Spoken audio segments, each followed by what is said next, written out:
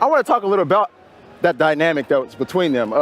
How was it kind of crafting this game? Same dynamic. The same dynamic you two have? I kind of imagined it. I can kind of see it, you know? It's there. But how was that, you know, kind of building this dynamic between these two characters? Well, we started with the dynamic, right? When we found Chloe Fraser as the character that we wanted to pursue, we thought about, you know, who to pair her up with. Yeah. The one that created the most conflict and therefore growth would have been Nadine Ross, right? This ex-paramilitary leader of Shoreline. Yeah. I mean, and the personalities couldn't be further apart. You have the enigmatic Chloe Fraser, hustler, wheeling, dealing, always backing out when it gets too tough. And right. then the pragmatic, militant leader, Nadine Ross. It was perfect. Yeah, I mean, when I first read that, I was like, oh, wait a minute. Chloe is like impulsive, and Nadine is so like calm and collected. I was like, and we're going to talk about teamwork, and they're going to solve this adventure together? Are we sure that's going to work out? Yeah, that's it. That's exactly the question. Yeah. Right.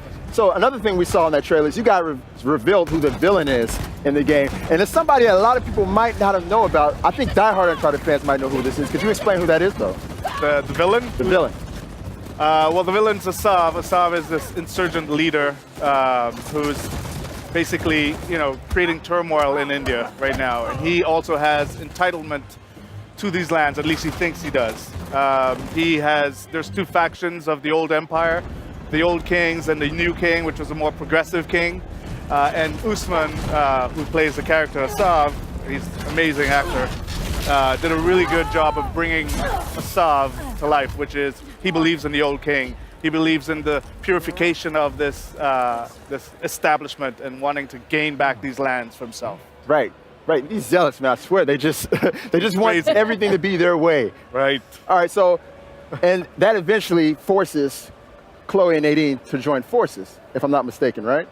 Yeah, Well, they're after the Tusk of Ganesh, which is you know, we always base our Uncharted on some seed of, you know, history. So the Hoysala Empire, which is a real thing, and we Unchartedify you know, the ruins and bring a little, you know, there's like such a rich cultural history in India, and we blow it up to, you know, to 11, you know, these giant statues of Ganesh that you see in the trailer, and so the setting just is everything Uncharted is there, and we have, you know, the Jeep is back. Chloe's the best driver in the business, so she's there, and we're pushing on exploration a little more in this game, kind of evolving it from the past games and just providing more player choice throughout.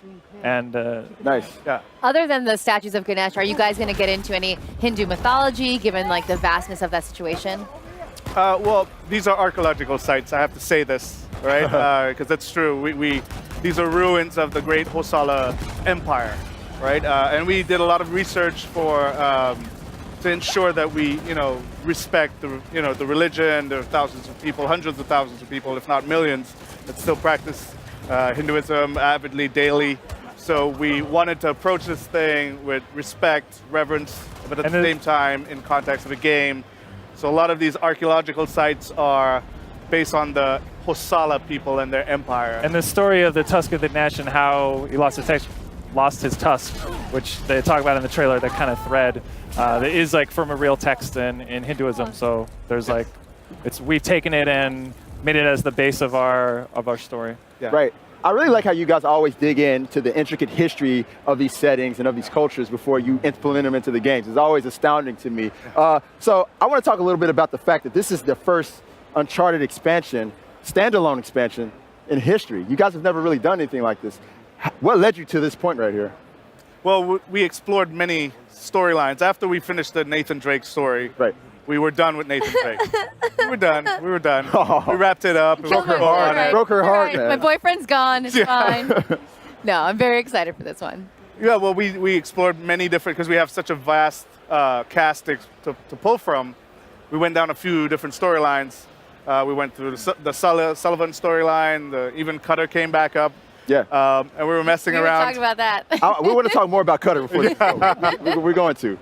But, you know, the Chloe story just kept jumping back out at us. It was, you know, she's such a self-preservationist. She's, you know, always like bailing out at the last minute. Right. You know, And she was just an intriguing Survivor. character. Exactly. Yeah. She's a survivor. And we wanted to see how, just putting her up with someone like Nadine, if Chloe was the showrunner, if this was her job, Right. how would she fare? What would she stand to lose now that she has everything to lose? Right. Would she go all the distance? Would she complete the task? So these were the questions we started with that led to the Right. Lost Legacy. That's the one similarity I can see between the both of them. Is they're both kind of survivors. I kind of got that vibe from Nadine in Uncharted 4. Yeah. The way she was, you could tell she really didn't like Wraith, but she was working with them because Yeah. it was for her betterment, Of course. And it was kind of the same thing with Chloe and Drake in Uncharted 2. So I really like that. Yeah. All right, so I'm a big multiplayer fan. Kurt, you know this. You know this more than anybody. I love the Uncharted multiplayer. Will there be any tie-ins of any sort from the game? So yeah, so Lost Legacy comes with the entire multiplayer suite of Uncharted. We're kind of unifying the multiplayer. So both Uncharted 4 and Lost Legacy have the same multiplayer. So you get everything with all the DLCs released, all the survival mode, the co-op, and then so all the DLC they've done, and then we're gonna have some Lost Legacy content in the future that we'll be talking about soon. That is so great. How was it kind of taking this different path as far as narrative goes? You had this wisecracking, very clever, witty Nathan Drake, and now you have like a completely different personality in the driver's seat. How was it kind of changing gears on that? We built the game around Chloe. So, Yeah. the tone of the game reflects her state of mind and where she goes, the arc that we're going to be pushing. It's a little grounded, a little more grounded, maybe even darker at times, but it's still fun, still has that sense of wonder and Chloe adventure. in the end is a fun character. Yes. Yeah. Right. That's why we like her. Yes. So she fits the Uncharted, the main character being a fun character is an Uncharted thing. So Right. it fits right in. Now I gotta ask, since Chloe is there, does that mean there's gonna be a lot more driving in this one? Because I gotta say, in Uncharted 4, I didn't do so well with those driving scenes. There's driving. There's more driving. That was good. You really don't like driving sequences. So I know I this. do know not like this. driving sequences. You guys are trolling Meredith. There's parts. Yeah, we're trying to provide a lot of different options to the player. So there's parts where you drive, but there's also a lot of encounters you can engage or not engage with. We have a lot more stealth options and Nice. silence weapons, and the lock picking is a Silence weapons, that's kind of new, right? yeah. So you can lock pick Picking and is new as well. Nice. Open a That's crate. cool. Yeah. So It's literally the sum of all our Uncharted. We're building on the foundations that we have and known all throughout Uncharted. We have big set pieces. We climb and traverse like enormous statues and ruins of ancient civilization. So the sense of wonder is there. We also went back to the scale factor that people loved of the old Uncharted as well. Yeah. So. Right. there's a lot of puzzles Yes. too. Gotta have puzzles. We You gotta love have Uncharted without those. puzzles. You gotta have those. All right, I got one more quick question. Because at the end of Uncharted 4, I was asking myself, where's Chloe at? And now she's here. So now my question is, where's Charlie? Where's Cutter? Charlie. Yes, Oh, Charlie Charlie Cutter. Cutter. Where's Charlie Cutter? I love Charlie So Cutter. you gonna make maybe a little appearance? I mean, I know they had a little something going in Uncharted 3, so any All the chance? conspiracy theories right over here.